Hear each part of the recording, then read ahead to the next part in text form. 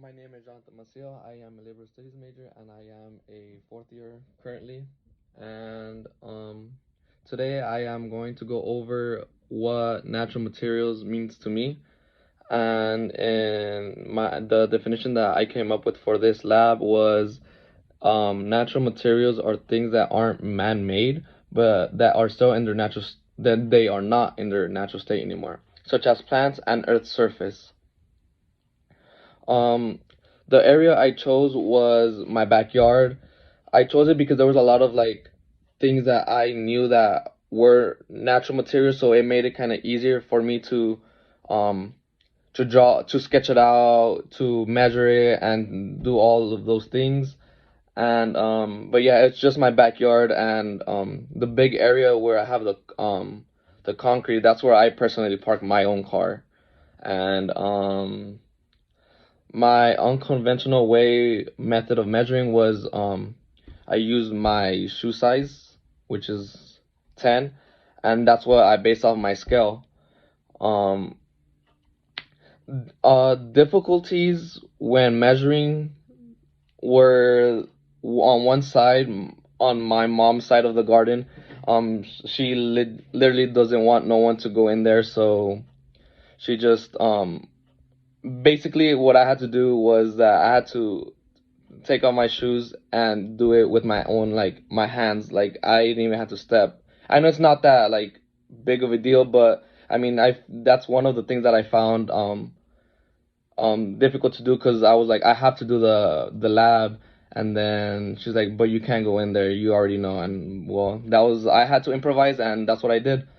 um but yeah, to wrap it all up, two of the challenges that I had was that on my mom's garden, I really couldn't measure it, so I had to estimate based on my scale because of it's my mom's garden and she really takes care of it. The second thing is that it really took me out of my shell and like make a video for all you guys for this lab. And something that I learned was that natural materials are practically everywhere we go. And a way that I could use this sorry about that, I could use this in my future teaching is that I could help my students understand by taking them out to the playground and asking them what they think are natural materials, and after that we would take them back inside and do a coloring activity that has to do with natural materials.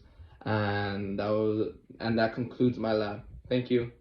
So this is my legend slash symbols for my map that I created for the lab, and I am just gonna go over it with you guys so it's easier for you guys to determine what's what.